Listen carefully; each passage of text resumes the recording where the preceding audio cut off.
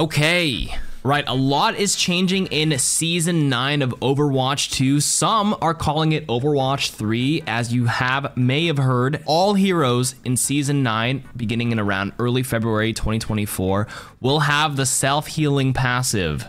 So not supports, well, supports will have it, but both tank and damage heroes will inherit a toned down version of the self-heal passive. The goal of it was to relieve support players and empower individual agency in Season 9. And once this was announced by Aaron Keller, the game director, the community went wild with this announcement. And I'm gonna talk about it today.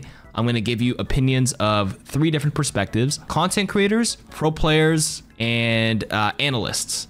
Okay, and then one final one where I'll give you my sort of closing thoughts on where I stand with this upcoming change. So here was Overwatch Cavalry kind of like giving like an announcement with this. Obviously, the game director Aaron Keller made a blog post, the director's take, and he made a video on it. I'm gonna start with his tweet saying that he wanted to clarify a few things with the self-heal. It's one part of a much larger set of changes coming to the game in Season 9. Internally, we're talking about and targeting some these changes at damage spikiness in the game, the role of DPS in securing kills, and the strength of healing. He also did say after that it was a mistake to talk about this lone change out of context, since it's a part of a much bigger set of changes coming to Season 9. Sorry for that. I do look forward to more discussion around Season 9 balance changes when we drop more details. So Season 9 truly feels like the next generation of Overwatch 2, a big overhaul, right? Season 9 will also include the big ranked competitive overhaul, a visible bar, you have like multipliers for win streak, losing streaks, more transparency on that, along with a medium reset, not a soft reset, not a hard reset, but a medium reset. Soft resets don't mean much because you play a few games, you get back to the same rank you were. Hard resets are too hard and would like throw the whole game in disarray when a pro player ends up in a gold match. So it's like a medium reset where you are toned back quite a bit. So for example, I'm in GM1, I might get sent back to Diamond. Well, I'll have to earn it back again. There will just be more variance in each match, right? So if you are winning a lot more earlier, the uncertainty factor will be larger at first and it'll gradually tune you. Let's also now backtrack and go to the tweet by Overwatch Cavalry, who's like Zenify. He's basically like the go-to Twitter page now to give you some TLDR summary of Overwatch news. Great page, great graphics, and lots of engagement on this tweet. 9.8 million views. Let's just see some of the reactions over here to the self-healing passive announcement. First response I see here is, less people stay on the payload. Look how they massacred my boy. Every day we get closer to becoming paladins. It's time to retire. Wait, relieve supports? Haven't they been the most worry-free role in supports since the whole Overwatch 2 launch? It makes supports even more like DPS heroes. They don't have the urgency to heal anymore because everyone self-heals now. Skull emoji. The Overwatch dev team is smoking crack. What's my purpose then? I main 3 healers. So what is supports gonna get as a new passive? Also, what's the point of complaining and changing Mercy's passive just to give it to all heroes like 4 seasons later? Oh dear, I don't play Overwatch, but this is the craziest thing I've ever heard of anymore. The point is for tanks and damage to die and heals to help them not die. This isn't an MMO. Original concept of Overwatch loved is dead with these changes. It's very obvious Blizzard's not trying to get back to the game everyone liked. I don't think this is a good idea, blah, blah, blah. This is a joke. So the gist of it is that it's awful. J3 says, I've seen a lot of promises instead of results. Actions speak louder than words.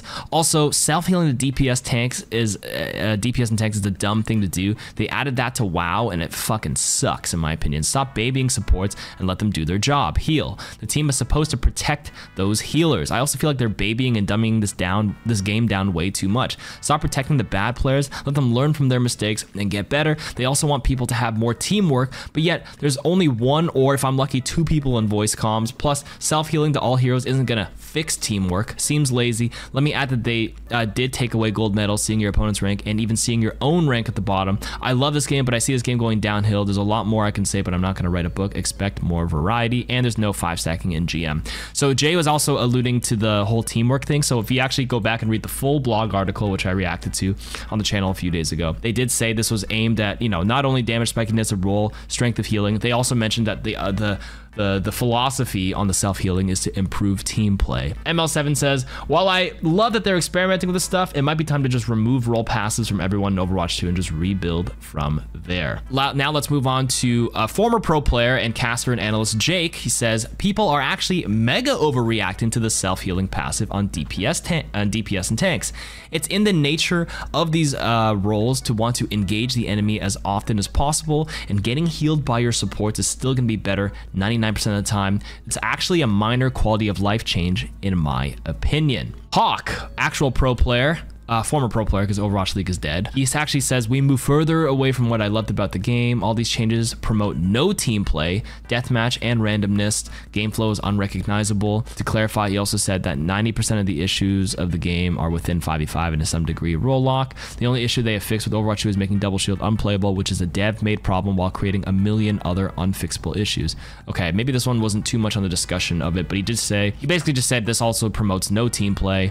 Now Dante, another pro player, has a different perspective compared to the other pro players. He actually says, he's quoting they're ruining the team play aspect of Overwatch that we love. He's actually clarifying, saying like, meanwhile, everyone in game, there's only 2 people in voice, 2 words said the whole match. Team play was ruined a long time ago, guys. So basically he's saying, if you're gonna complain about these new changes, at least complain about reasonable things, like the flankers being OP with regen and not some brain dead hive mind, no team play thing, because this changes your support looking at you every once in a while. How is this detrimental to team play?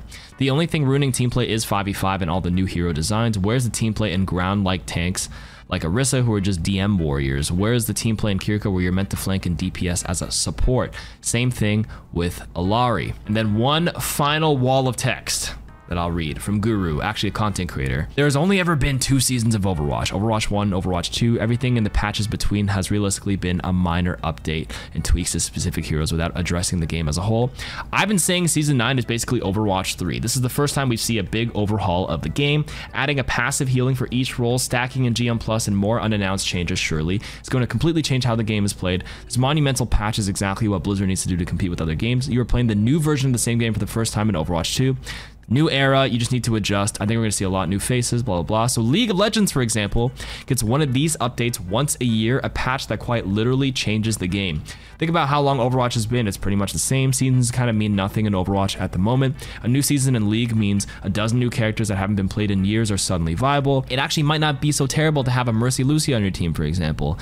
Lately, I've heard DPS and support players complain that their roles aren't as impactful as Overwatch 1. They can't pop off as much. This patch is targeted at you. You will no longer need to rely on your supports to be near you in order to take a fight. Supports can focus more on damage rather than healing. They were doing this anyways. Chunking an enemy now means there is more of a reason to hard engage. As for tanks, all I'm saying is I'm setting up camp in the enemy spawn with Queen. Oftentimes, in order to secure a kill, all someone has to do is sit on a health pack. That's no longer the only option. You'll have to cover the pack while not letting their health regen. Considering how much differently first point Junker Town will play out, I'm excited, man. There's more options. There's more power in the individual. You have more resources to use. Okay, there's a lot of different varying opinions of this, but let me unpack it now with my opinion. So I lean towards I'm okay with big changes. I'm a wait and see kind of guy. I lean more with Jake and what Guru was saying, where Jake was saying things like it's a minor quality of life change. I wouldn't say it's a minor quality of life, but it certainly affects some heroes more than others. How long does it take for this passive to kick in? What is the HP per second that you gain on these other heroes? That's why I'm agree with Jake for minor quality of life, because the majority of the time, if the passive is toned down and maybe it doesn't kick in for 5 seconds, that's meaningless in an actual team fight. Only exception may be flankers, which is what Dante was saying earlier. It could be OP on flankers with regen, but if it's 5 seconds, that's not significant enough. But if it's 2 seconds on flankers, like a Tracer, mid recall blinking away behind cover for a second and getting a little bit of regen will inevitably be a big change in those flanker duels. But for the majority of heroes, it probably will be pretty insignificant.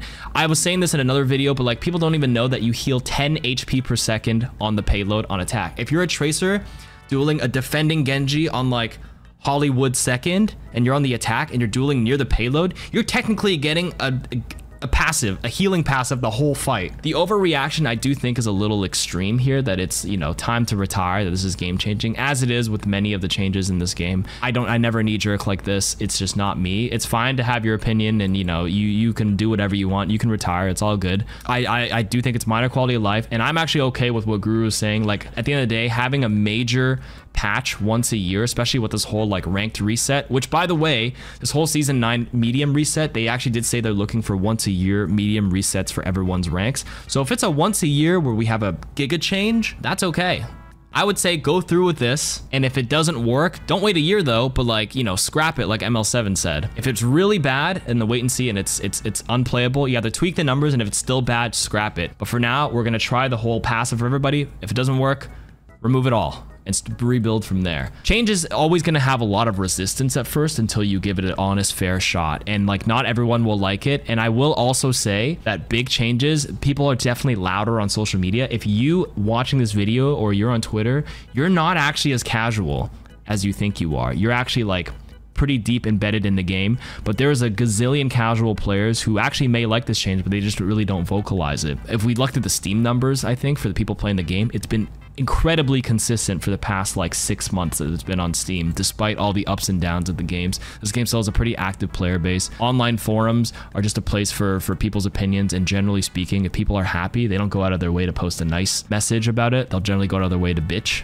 and complain. But that's you get a differing perception of it when you consume content online. So that's why I encourage you all to take this information in, form your own opinion. If you're still, you know, don't like it, that's totally cool. And if you like it, let me know. Be honest with it. But if I'm encouraging people who actually like changes and actually try it out and give an honest opinion, if they like it, actually let people know that you like it, especially in the comments here.